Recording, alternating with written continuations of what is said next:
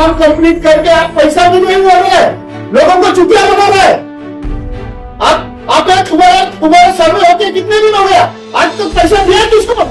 हमने लेकर दिया है ग्राम पंचायत को कि डॉक्यूमेंट्स जमा करने से हम पेमेंट करेंगे। क्या डॉक्यूमेंट जमा करना, ग्राम पंचायत क्या करेगी? हम लोग डेवलपमेंट होनी चाहिए, डेवलपमेंट होते समय मेरा शेतकरी पढ़ना नहीं चाहिए। एक समझ लो बात को, आपकी जो दादागिरी चालू है, आपने जिधर 7 गुंडा जगह आपने एक्वायर किया था, उधर आपने 15 गुंडा था, आपका डिपार्टेशन नहीं है, वो नहीं चलेगा, वो नहीं चलेगा। कल से मैंने बोला हूँ, मैं अभी तक रास्ते पे उतरा नहीं हूँ। मैं जितने से लोग मैं बहुत बर्दाश्त कर रहा हूँ, मैं मेरे फार्मर की तरफ से बहुत बर्दाश्त कर रहा हूँ। पानी का जो बोर किया है वो सब बोर, जितने भी बोर है उसका पानी चला गया, मैं आपको मालूम नहीं। टॉप 10 महाराष्ट्र न्यूज चॅनल मधून मी दीपक कोटेकर।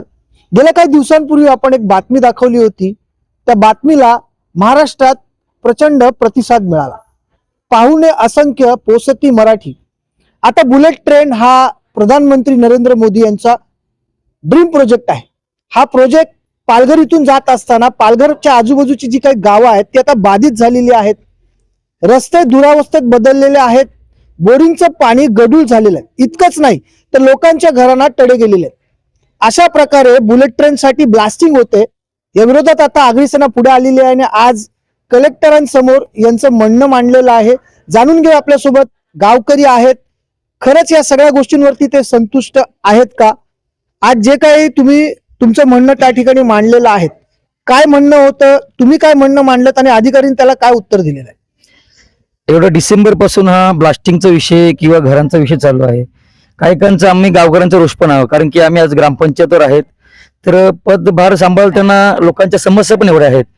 पण वेळोवेळी यांना वारंवार पाठपुरावा करत असताना आज नोव्हेंबर या डिसेंबर चालू झालेला आहे आणि रोज यांना ह्याच गोष्टी सांगत आहेत की कधी होणार।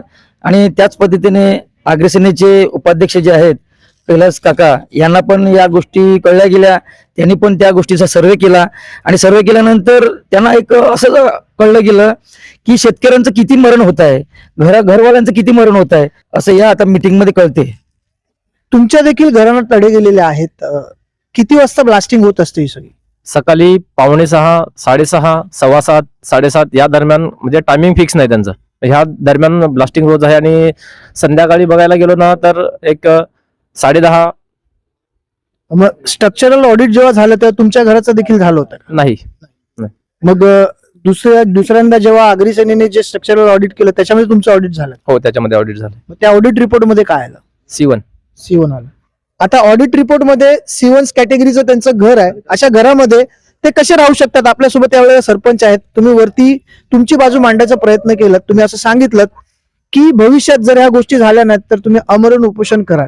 खरं तर या सगळ्या ज्या काही योजना चाललेल्या आहेत त्याचा लाभ मराठी माणसाला आणि भूमिपुत्राला होणार आहे का? त्याचा लाभ आम्हाला तसा काहीच नाही, पण ही शासनाची योजना ही चांगली आहे, भविष्यात त्याचा आज न उद्या होईल। पण आम्ही विरोध करत नाही या केंद्र सरकारच्या अशा योजनेला, पण आम्हाला जर धुलीवर टाकत असतील तर या शासनाच्या विरोधात पण आम्ही लढा उभा करू आणि आमच्या जनतेला आम्ही, आमच्या रहिवाशांना आम्ही न्याय देऊ। त्यासाठी आम्ही प्राण गेलं तरी चालेल, पण आम्ही सोडणार नाही ना। त्यांचं असं म्हणणं आहे की प्राण गेलं तरी चालेल, परंतु आम्ही अशा प्रकारचा प्रोजेक्ट जर होत असेल आणि स्थानिकांना जर डावलत असतील तर मग कुठेतरी शासनाने देखील या गोष्टींचा विचार केला पाहिजे।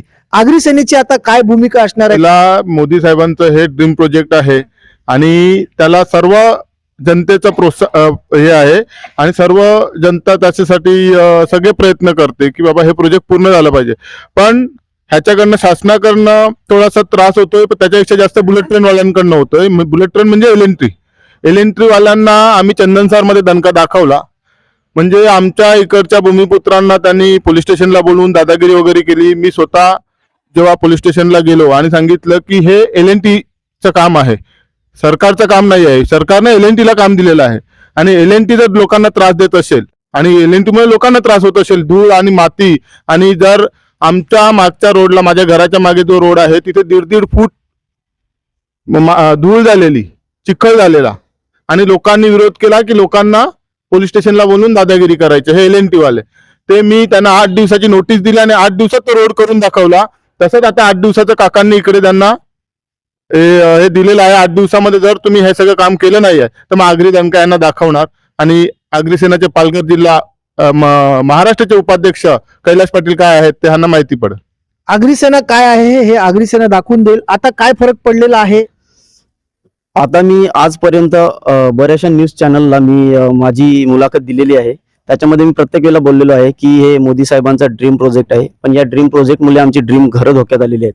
आता ह्या गोष्टीसाठी आम्ही प्रशासनाला किंवा बरेचसे जे नेते मंडळी आहे ह्यांच्याशी तक्रारी करून आमची खूप थकलेलो. नेते मंडळांनी आम्हाला कुठलाही चांगला रिस्पॉन्स दिलेला नाही आहे. शासनाकडून पण फक्त आम्हाला वारंवार फक्त आश्वासनं देण्यात आली होती. परंतु आज आमचे आगरी सेना संघटनेचे कैलास काका हे येऊन आज इथे त्यांनी सगळ्यांसमोर सांगितलं की माझ्या आगरी बांधवाला शेतकऱ्याला जर त्रास होत असेल तर ते ब्लास्टिंग न्याय मिळेपर्यंत बंद राहील. ह्या गोष्टीचा आज मला आनंद होत आहे आणि मी मनापासून सांगेन की खूप चांगली गोष्ट झाली काकांकडून. आणि मी माझ्या आगरी बांधवांना एक मेसेज देईल या न्यूज चॅनलच्या माध्यमातून की आज आमच्यावरती ही वेळ अशी आली, याचं कारण म्हणजे आगरी समाज एकवटलेला नाही. तर माझं एवढंच म्हणणं असेल की संघटित राहा, एकत्र या आणि सगळ्यांनी मिळून लढा द्या, तरच प्रत्येक गोष्टीला यश येईल. नाहीतर कुठलीही नेते मंडळी किंवा यांच्या भरोश्यावरती राहतील तर आपण भूमिपुत्र हरवणार. आगरी सेना खरं आहे, संघटित होणं जिंदाबाद. संघटित होणं काळाची गरज आहे. कारण आगरी समाज हा संघटित होत नसल्यामुळे मुंबई, ठाणं, कळवा, नवी मुंबई, पालघर इथून कुठेतरी आगरी समाज हा वंचित झालेला दिसतोय. याचं कारण आगरी जे नेते आहेत ते आपल्या आगरी समाजाच्या लोकांना एकत्रित करत नाहीत. चेतन भाऊ, आता पुढची भूमिका काय असणार आहे? कारण वरती तर तुम्ही सांगितलं 15 दिवसाची मुदत घेतली. जर 15 दिवसात जसं सांगितलं तसं नाही झालं तर मग आगरी सेनेची काय भूमिका असणार? 15 दिवसाची मुदत घेतली हेच तुम्ही चुकीचं ऐकलं. मी स्पष्टपणे सांगितलं, जोपर्यंत आम्ही 500 घरं बाधित झाली, 500 घरं बाधित झाल्यानंतर त्यापैकी 10 घरांचं स्ट्रक्चरल ऑडिट आम्ही स्वखर्चाने आगरी सेनेने कैलास काकांनी च्या मार्फत आम्ही करून घेतलेलं आहे आणि ते आम्ही आज सादर केलं. परंतु जी LNTची यंत्रणा आहे त्यांच्याकडे कुठल्याही प्रकारचे कागदपत्र नव्हती हे आपण पण पाहिलं. फक्त व्हर्बली ते लोक बोलतात की आम्ही केलं आणि ह्या घरांचा थातुरमातुर सर्वे करून त्यांनी ह्या लोकांना त्यांच्या मनमर्जीने त्यांना कम्पेन्सेशन जो मोबदला द्यायचा आहे, नुकसान भरपाई द्यायची आहे ते चिकटवली आणि ते त्यांना घेण्यासाठी फोर्स करत आहेत. त्यांना दमदाटी करत आहेत की तुम्ही तुमची दिलेली नुकसान भरपाई तुम्ही घ्या. परंतु आमचं म्हणणं आहे असं आहे की आम्ही ज्या घराचं जे नुकसान झालंय ते नुकसान तुम्ही पहिल्यांदा स्ट्रक्चरल ऑडिट करा, त्याचा सर्वे करा आणि सर्वे केल्यानंतर जे तुमच्या एजन्सी मार्फत जो सर्वेची रक्कम असेल ते घेण्यासाठी आमचा ग्रामस्थ तयार आहे ना. पण तुम्ही काही तुम्हाला 500 रुपये, 250 रुपये, 265 रुपये अशा प्रकारचे रेट आहेत ना, आपण पाहिले ना. तर ही कुठली पद्धत आली? आणि आम्ही 10 स्ट्रक्चर ऑडिट केलेले आहेत. आम्ही फक्त इतकंच विनंती केलंय, आमचे 10 स्ट्रक्चर ऑडिट आणि तुमचे जर केले असतील, आम्हाला तर वाटतं त्यांनी नाहीच केले, पण जर असतील तर त्यांनी ते उद्याच्या उद्या करावे किंवा कधीही करावे. जोपर्यंत स्ट्रक्चरल ऑडिट ते लोक क्रॉस व्हेरीफाय करत नाही तोपर्यंत ब्लास्टिंग बंद राहील. जोपर्यंत स्ट्रक्चरल ऑडिट होत नाही तोपर्यंत ब्लास्टिंग बंद राहील. आता बुलेट ट्रेनचा जर म्हणायला झाला तर अर्बो आणि खरबो रुपयाचा प्रोजेक्ट आहे आणि त्याच्यामध्ये तुम्ही स्थानिक भूमिपुत्रांना 500 रुपयाचा चेक देताय. याचा अर्थ नेमकं काय काढावा? तुमच्या स्वप्नातली, स्वप्ननगरीतली बुलेट ट्रेन तुम्हाला गुजरातला घेऊन जायची आहे, मग स्थानिक भूमिपुत्रांना त्रास का? आपल्या सर्वांना याविषयी काय वाटतं?